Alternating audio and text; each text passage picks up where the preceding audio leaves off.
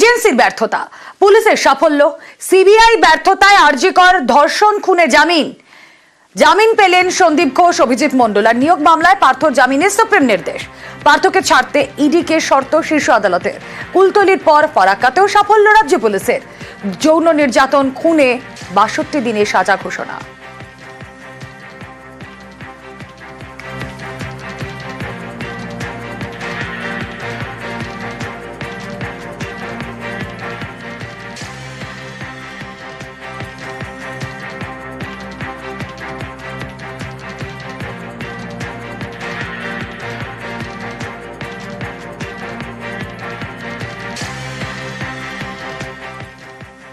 Agency অসফল, পুলিশের সাফল্য, সরব আন্দোলনকারীরা, সেই ছবিও আপনাদেরকে দেখাবো।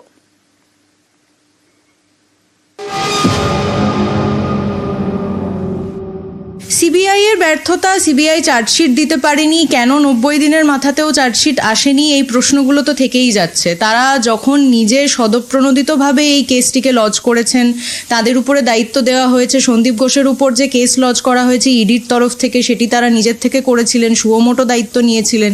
কেন্দ্রীয় তদন্তকারী সংস্থাগুলিও যদি এইভাবে কাজ করে, তাহলে আমরা ঠিক কাদের উপর ভরসাটা করতে পারবো, সেই নিয়ে অনেক বড় সন্দেহ থেকে যাচ্ছে। রাজ্য প্রশাসনে আস্থা সেলেব থেকে তারকাদেরও।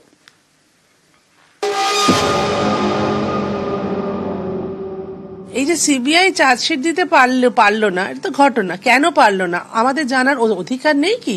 আমাদের আর অল্টারনেটিভ কিছু নেই তো কার উপরে ভরসা করব?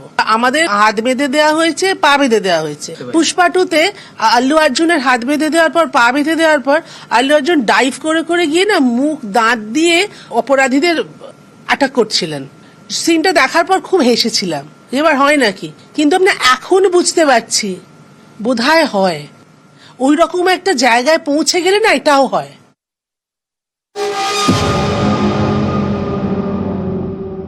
বেশ হতাশ হয়েছি। একজন যে অভিযুক্ত ছিল তাকে জামিন দিয়ে দেওয়া হলো, তার কারণ ৯০ দিনের মধ্যে চার্জশিট দিতে পারলো না। মানে এটা তো বিশ্বাসযোগ্য নয়। এটা বোধহয় সন্দীপ ঘোষও ভাবেনি যে এটা হবে। আমরা ভরসা রাখতে পারিনি, তাই সিবিআই এর হাতে গেছে। রাজ্য পুলিশের যা যা খুঁজে বের করেছে, তারপরে সিবিআই নতুন কিছু খুঁজে বের করেনি। আমি জানি আমাদের মুখ্যমন্ত্রী, তিনি একজন মহিলা, ওনার মানবিক মুখ অনেকবার দেখেছি। যদি পারেন উনিই পারবেন। ওনাকে আমি হাত জোর করে বলবো ওরা যেন জাস্টিস পায়।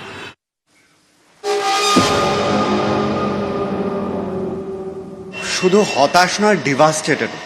প্রথম দিকে সুপ্রিম কোর্টে যখন কেসটা গেছিল, তখনও তো আমরা মানে চিফ জাস্টিসের মুখে এটা শুনেছি যে সিবিআই রিপোর্ট পড়ে যে ডিস্টার্বিং।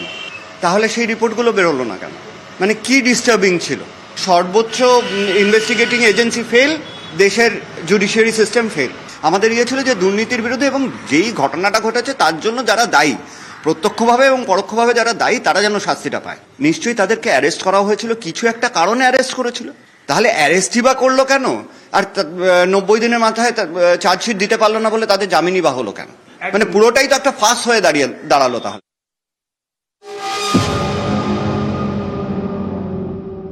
লজ্জা বোধ করছি, হতাশ লাগছে। অ্যারেস্ট কেন করলো? অ্যারেস্ট যখন করলো, তার মানে সিবিআই এর কাছে কোনো একটা কারণ ছিল অ্যারেস্ট করার। তারপর এত মাস হয়ে গেল, চার্জশিট জমা দিতে পারলো না সিবিআই। সর্বোচ্চ তদন্তকারী সংস্থা যদি এই ফলাফল হয়, প্রথমে যখন সিবিআই এর কাছে গেল, আমাদের মনে হয়েছিল কেন রাজ্য পুলিশের কাছে থাকলো না? এরকম একটা খুন হয়ে গেল, রাজ্য পুলিশকে সিবিআই এর হাতে তুলে দিতে হলো কেন? কেন রাজ্য পুলিশ পারবে না? আমার তো ভরসা ছিল, আমার তো মনে হয়েছিল পারবে। সিবিআই এর হাতে কেসটা গিয়ে কি হলো? আমি সিবিআই কে ধিক্কার জানাচ্ছি।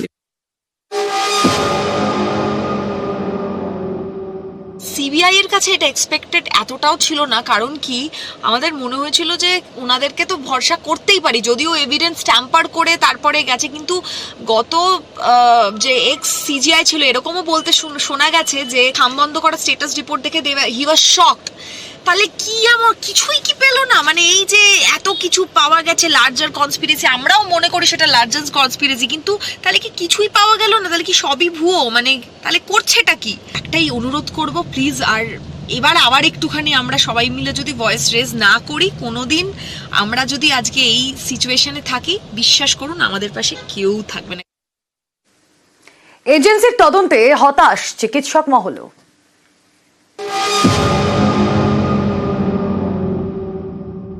সিবিআই এর হাতে যখন কেসটা গেল তখন আমরা সত্যি আশার আলো দেখেছিলাম যে হ্যাঁ এবার সিবিআই কিছু সদার্থক ভূমিকা নেবেন, কিছু করবেন, কিন্তু তারা যে এই পুরো 90 দিন যে কেটে গেল, একটা দীর্ঘ সময়, 3 মাস মানে 4 মাস হতে চলেছে, মানে এই দীর্ঘ সময় তারা তো প্র্যাকটিক্যালি কিছুই করলেন না। যেই চার্জশিট রাজ্য পুলিশ দিয়েছিলেন তারা সেই চার্জশিটটাকেই মান্যতা দিলেন, এবং আমরা কাল তো দেখতেই পেলাম যে যারা মূল অভিযুক্ত তারা ছাড়াও পেয়ে যাচ্ছেন। আমি সিবিআই এর উপরে একদম ভরসা রাখছি না, কারণ 90 দিন হয়ে গেল, তারা একটা মার্ডার কেসে কোনো সূত্রপাত বা প্রমাণ চার্জশিট ওরা প্রেজেন্ট করতে পারলো না আদালতে, তাহলে তাদের উপরে আমি কি ভরসা রাখবো? আমরা শুরু থেকে সুপ্রিম কোর্ট থেকে শুরু করে যাবতীয় আইন ব্যবস্থার উপর ভরসা রেখেছি, কিন্তু এখন যে জায়গায় গেছে, এখন আমরা দেখতে পাচ্ছি যে এরা, জনগণ তো এখনো বুঝতে পারছে, জনগণ বলছে যে এরা মূল পান্ডা, যে ঘটনাটা ঘটেছে তার, কিন্তু সিবিআই এর চার্জশিটে তাদের নাম নেই, এরা দিতে পারলো না, ফলে জনগণের স্বাভাবিকভাবে এদের উপরে ভরসা করার জায়গা নিয়ে আমাদের প্রশ্ন উঠছে। সেন্ট্রাল গভর্নমেন্টের প্রতি আমাদের কিন্তু অসমর্থতা দিনে দিনে বাড়ছে। স্টেট গভর্নমেন্ট যাকে প্রথমে দোষারোপ করা হচ্ছিল এই ঘটনার সাথে যুক্ত হিসেবে, সেটা কিন্তু বাস্তবিকভাবে দেখা গেল ওই একই ঘটনা দ্বিতীয়বার যখন ঘটলো ফারাক্কাতে, তখন কিন্তু সেখানে অনেক ভালোভাবে কারোর প্রতি পক্ষপাতিত্ব না করে সেক্ষেত্রে ওনারা নিজেদের বিবেচনা করে জাস্টিস করলেন। মমতা ব্যানার্জির ওপরেই আমরা আস্থা রাখছি। সিবিআইয়ের প্রতি এতদিনে তো তারা কিছু স্টেপই নিচ্ছে না, তাদের নেওয়া উচিত অনেকদিন আগেই ছিল। অবশ্যই এটা ব্যর্থতা। রাজ্য পুলিশ দেখি যদি কোনো রকম কিছু করে, ওটাতেও তো হয়েছে, এটাতেও আমরা চাই যে যত তাড়াতাড়ি সম্ভব ফাঁসি সাজাটাই হোক, সেটাই চাই আমরা। এজেন্সির ব্যর্থতা, পুলিশের সাফল্য, এই নিয়ে সরব আমজনতাও। আমার মনে হয় সিবিআই এর যথেষ্ট দেরি হয়েছে। চার্জশিট তো 90 দিনের মাথায় দিতে হয়, 90 দিনের মধ্যে দিতে হয়, সেক্ষেত্রে সিবিআই এরও যথেষ্ট দেরি হয়েছে। যেখানে সারা রাজ্যের মানুষ চাইছেন যে সন্দীপ ঘোষ, তিনি ঘটনাটা ধামাচাপা দিতে তো অবশ্যই তৎপর হয়েছিলেন তখন, ফলে তিনিও অপরাধী। সিবিআই যখন নিজে থেকে কেস নিতে চেয়েছিল, তখন তাদের আরও বেশি তৎপর হওয়া উচিত ছিল। সবাই এখন জানি যে সন্দীপ ঘোষের হেফাজতে থাকা ওই হাসপাতালে সুরক্ষিত অবস্থায় কর্মরত ওই চিকিৎসককে তাকে হত্যা করা হয়েছিল এবং তাকে ধর্ষণ করা হয়েছিল। কাজে এই দুটো অপরাধী, অকর্মণ্যতা এবং কাজে গাফিলতি যেটা প্রমাণিত হয়, সেটা কিন্তু প্রমাণিত সত্য হয়ে গেছে। কাজে সেই জায়গাতে আমি বুঝতে পারছি না যে সিবিআই এর চার্জশিটে প্রাথমিকভাবে এদের নাম দিতে দিতে কি আটকে ছিল।